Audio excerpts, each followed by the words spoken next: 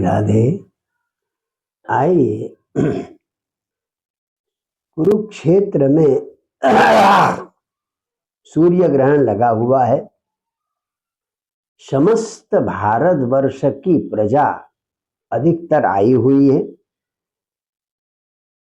तो भगवान श्री कृष्ण भी आए हुए हैं, सारे द्वारकावासी भी आए हुए हैं, सारी रानियों को ले आए भगवान श्री कृष्ण, अपनी सारी 16,108। तो युधिष्ठिर से भगवान श्री कृष्ण ने पूछा कुशल मंगल है, सब कुछ, कोई दिक्कत तो नहीं। तो युधिष्ठिर बड़ा गजब का उत्तर देते हैं, कुतो शिवम त्वच्चरणम्बुजासवं महन् मनस्तो मुख निःसृतं क्वचित् पिबन्ति। जो आपका चरित्र महापुरुषों के मुख से सुनते हैं, भगवान का दिव्य चरित्र महापुरुषों के मुख से जो सुनते हैं, उनका अशिवम कुतः, उनका अमंगल हो कैसे सकता है। तो आपकी कृपा से सब कुछ मंगल है। तो इधर पुरुष वर्ग आपस में बातचीत कर रहे थे, उधर स्त्रियों की टोली, नारियों की टोली भी आपस में परिचय कर रही थी।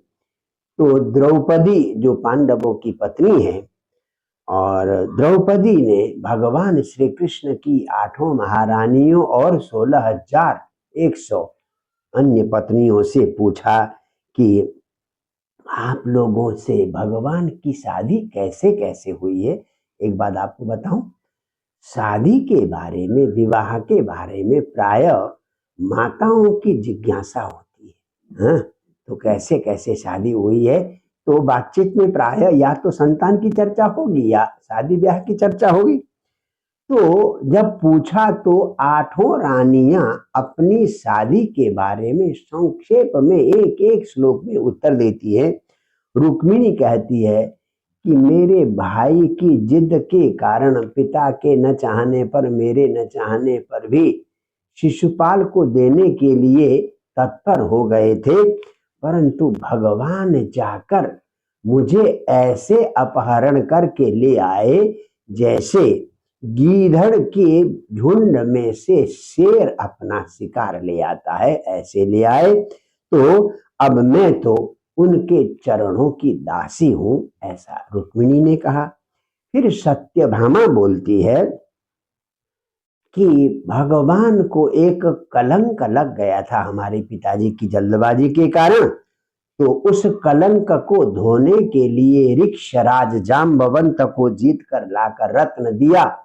तो पिताजी को बड़ी समस्या हो गई कि भाई भगवान को मैंने बदनाम किया है, यद्यपि मुझे और पहले किसी को देने के लिए निश्चय किया था, परंतु माम प्रभवे भी दत्तान, किसी और को देने के लिए सोच लिया था, फिर भी मुझे और रत्न भगवान को अर्पण किया। मैं भी भगवान की ही दासी बनना चाहती हूँ जन्म जन्मांतर तक। फिर जाम्बवती कहती है, हमारे पिता ऋक्षराज जाम्बवान से 27 दिन तक युद्ध किया है भगवान श्री कृष्ण ने, तब जाकर पिताजी को होश आया कि ये तो साक्षात भगवान श्री राम हैं। तो उन्होंने प्रसन्नता पूर्वक मुझे भगवान की दासी के रूप में भेजा है, पत्नी के रूप में भेजा है, ये जाम्बवती ने कहा। कालिंदी कहती है, यमुना, मैं तो तपस्या कर रही थी भगवान को पति के रूप में वर्ण करने के लिए, तो अपने मित्र अर्जुन के साथ गए थे। तो मेरे मन की भावना को जानकर मुझे मेरी तपस्या की सिद्धि हो गई और मैं उनसे शादी हो गई। और मित्रविंदा कहती है कि स्वयंवर में जाकर सब राजाओं को जीत कर मुझे, जैसे शेर जो है गीदड़ों को जीत कर ले आता है, तो वैसे ही ले आए। मेरे भाई जो है मेरा अपकार चाहते थे, वो दुर्योधन से विवाह करना चाहते थे, ये मित्रविंदा ने कहा।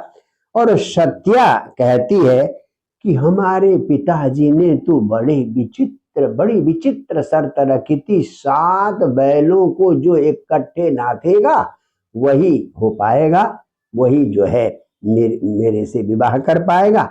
तो भगवान ने एक ही 7 रूप बनाकर 7 बैलों को नाथा और मुझे दासी के रूप में स्वीकार किया। तो इस प्रकार से फिर भद्रा कहती है कि मेरे पिता ने स्वयं अपनी मर्जी से, मैं भी चाहती थी, बुलाकर विवाह किया। तो भगवान का विवाह अलग अलग हिसाब से कहीं कोई ऐसे हुआ। अंत में लक्ष्मणा कहती है, लक्ष्मणा ये मद्रास की बेटी थी, दक्षिण भारत की बेटी थी। ममापि रम्य राज्यच्युत जन्म कर्म श्रुत्वा, कृष्ण का जन्म कर्म आदि सुनकर मेरा मन भी कृष्ण की ओर आकर्षित हुआ था। तो हमारे पिताजी ने ऐसी शर्त रखी जैसी शर्त द्रौपदी के स्वयंवर में।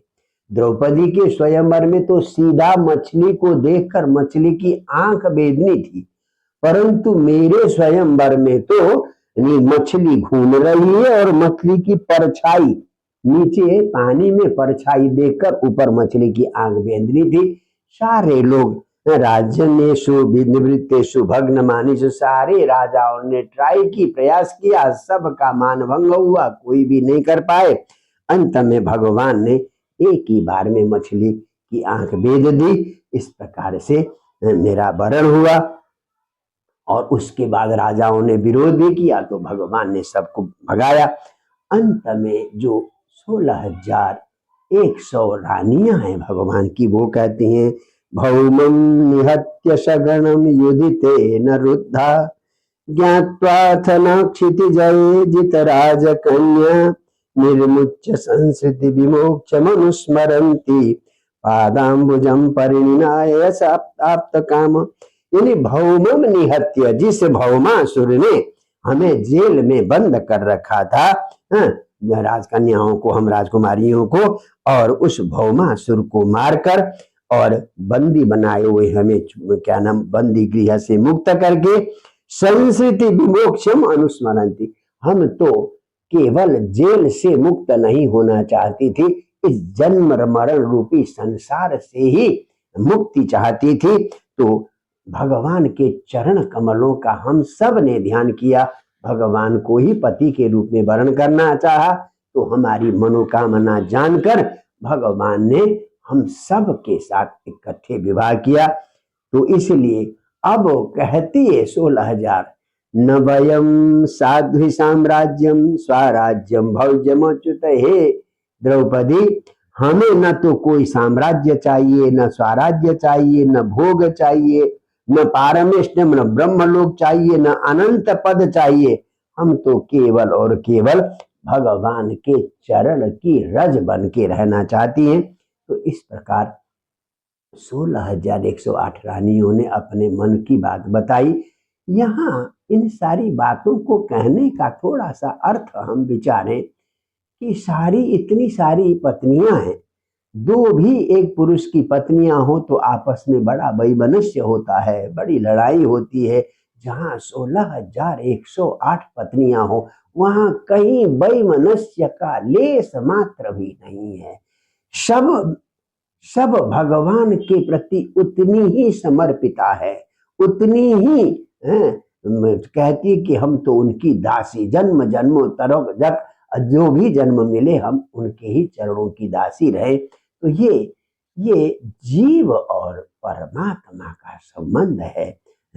जीव अगर पति है तो परमात्मा अगर पति है तो जीव उनकी दासी है, सेविका है। तो इसलिए यहाँ पर जो है प्रेम और प्रेमिका का संबंध, प्रेमी और प्रेमिका का संबंध है। तो भगवान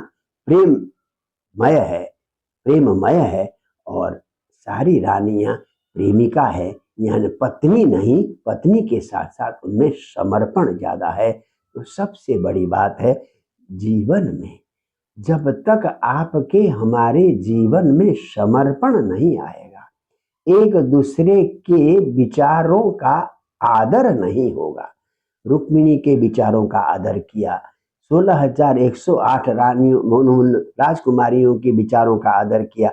जब तक हम एक दूसरे के विचार, एक दूसरे की चिंतन धारा का सम्मान नहीं करेंगे, तब तक संबंध में मधुरता नहीं आती है।